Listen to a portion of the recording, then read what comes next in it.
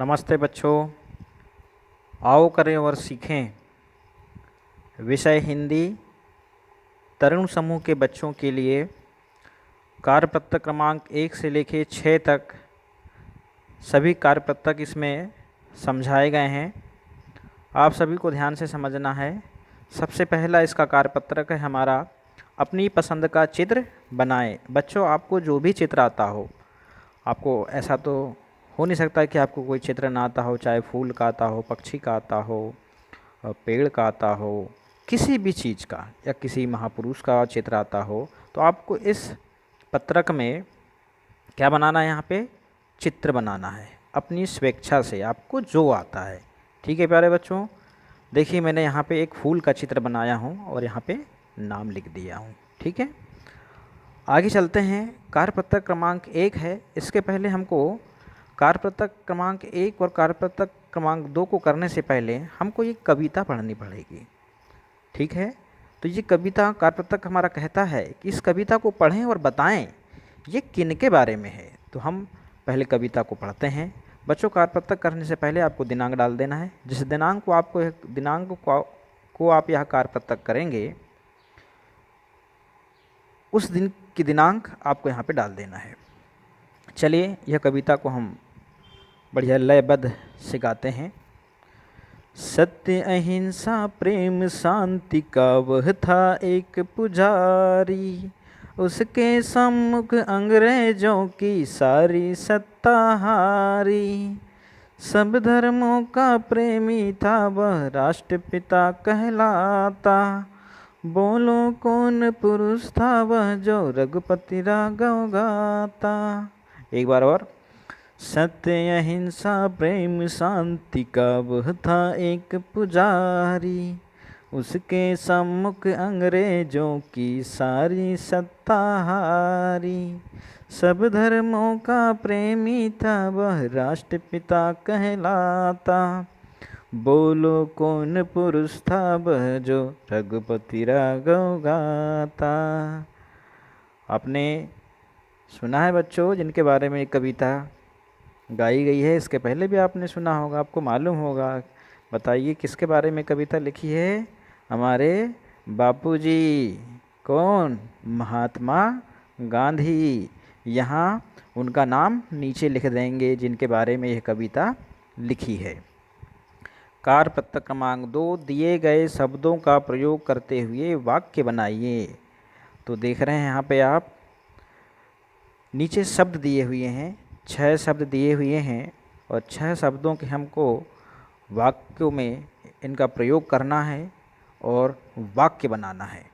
तो देखिए, कार्यपत्रक क्रमांक 1, इसमें हमने नाम लिख दिए हैं महात्मा गांधी, है ना, जिनके बारे में बताया गया। और कार्यपत्रक क्रमांक 2 में देखिए हमने सत्य का वाक्य में प्रयोग किया है, हमें सदा सत्य बोलना चाहिए। अहिंसा एक शब्द है जिसका वाक्य में प्रयोग किया गया है, महात्मा गांधी अहिंसा के पुजारी थे। तीसरा शब्द है प्रेम, इसका वाक्य में प्रयोग किया गया है, वाक्य है हमें सबसे प्रेम करना चाहिए। अगला शब्द है शांति, हमें कक्षा में शांति बनाए रखना चाहिए। अगला शब्द है धर्म, धर्म का वाक्य में प्रयोग किया गया है, वाक्य है हमें अपने धर्म की रक्षा करनी चाहिए। अगला शब्द है राष्ट्रपिता, राष्ट्रपिता शब्द का वाक्य में प्रयोग किया गया है, वाक्य है महात्मा गांधी को राष्ट्रपिता के नाम से भी जाना जाता है। जिस दिन करेंगे उस दिन की दिनांक डाल दीजिएगा। ये दोनों कार्यपत्रक जिस दिन करेंगे आप। आगे का कार्यपत्रक देखते हैं, कार्यपत्रक क्रमांक 3, कविता की पंक्ति पूरी कीजिए। कविता यहाँ पे दी नहीं है। और कार्यपत्रक क्रमांक 4, कविता में आए चंद्र बिंदु वाले शब्द छाट कर लिखिए। और कार्यपत्रक क्रमांक 5, कविता में आए त वर्ण वाले शब्द छाट कर लिखिए। देखते हैं। देखिए मैंने यहाँ पे कविता रख रखा हूँ, जो कविता यहाँ पे है, इसी कविता को पढ़कर हमें ये वाले कार्यपत्रक पूरे कंप्लीट करने हैं। देखिए कविता है, माँ खादी की चादर दे दे मैं गांधी बन जाऊं, सब मित्रों के बीच बैठकर रघुपति राघव गाऊं, छोटी सी धोती पहनूंगा, खादी की चादर ओढ़ूंगा, घड़ी कमर में लटकाऊंगा, सैर सवेरे कर आऊंगा। माँ खादी की चादर दे दो, मैं गांधी बन जाऊं। सब मित्रों के बीच बैठ कर रघुपति राघव गाऊं। मुझे रुई की पोनी दे दे, तकली खूब चलाऊं। माँ खादी की चादर दे दे, मैं गांधी बन जाऊं। आप भी बच्चों इसी प्रकार गाइएगा, बहुत अच्छी लगती है कविता मुझे भी। देखिए कविता की पंक्ति पूरी कीजिए। यहाँ पे हमने कविता को पढ़ा तो आपको भी याद हो गई होगी, और याद करिएगा और पढ़िएगा। मुझे रुई की, देखिए खाली स्थान था यहाँ पे, मुझे रुई की पोनी दे दे, तकली खूब चलाऊं।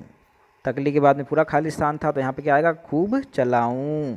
माँ खादी की, खाली स्थान था उसमें हमने लिखे फिर चादर दे दे, मैं गांधी बन जाऊं। कारपत्र क्रमांक 3 आपका इस कविता की लाइन को पूरा करने से कंप्लीट हो जाता है।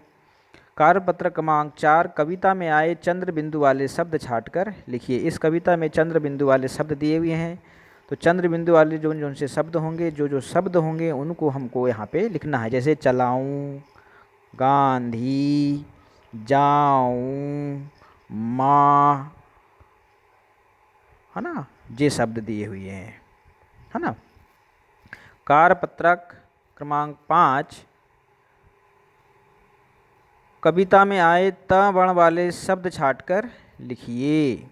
आपको जिस भी शब्द में हमारा त वर्ण दिखे आपको यहाँ पे लिख देना है। देखिए यहाँ पे रघुपति, धोती, तकली, इस प्रकार से आपकी कार्यपत्रक क्रमांक 5 कंप्लीट हो जाता है। यह तीनों कार्यपत्रक आप जिस भी दिनांक को करेंगे ऊपर दिनांक डाल दीजिएगा। कार्यपत्र क्रमांक 6, जिसमें अनुस्वार व अनुनासिक वाले शब्दों को छांटकर लिखिए। देखिए यहाँ पे गमला बना हुआ है और गमला के आसपास हमारे अनुस्वार और अनुनासिक वाले शब्द दिए गए हैं। अनुस्वार मतलब जिस शब्द के ऊपर बिंदी लगी हो अंग की, उसे अनुस्वार शब्द कहते हैं, और ऐसे अक्षर जिनके ऊपर या ऐसे शब्द जिनके ऊपर चंद्रमा की बिंदी लगी होती है उन्हें अनुनासिक शब्द कहते हैं। तो ये देखिए 2 कॉलम बने हुए हैं यहाँ पे, अनुस्वार और अनुनासिक। इनमें से हमको ढूंढ ढूंढ के इन कॉलम में लिखना है, जैसे कि मैंने यहाँ बताया हूँ। देखिए अनुस्वार जो शब्द हैं, गंगा, अंश, स्वयं, हंस, और अनुनासिक आऊँ, माँ, मुँह, सांस। जिस दिन आप यह कार्यपत्रक कंप्लीट करेंगे उस दिन की दिनांक डाल दीजिएगा। उसके बाद में नीचे आपके जो पालक हैं, ये सब कंप्लीट करने के बाद में आप अपने पालक के माता या पिता किसी के भी यहाँ पे हस्ताक्षर करवा लीजिएगा, और यहाँ पे जिस दिनांक को शिक्षक चेक करेंगे वे शिक्षक यहाँ पे हस्ताक्षर कर देंगे। इस प्रकार से आपके कार्यपत्रक 1 से लेकर 6 तरुण समूह के विषय हिंदी के कंप्लीट होते हैं।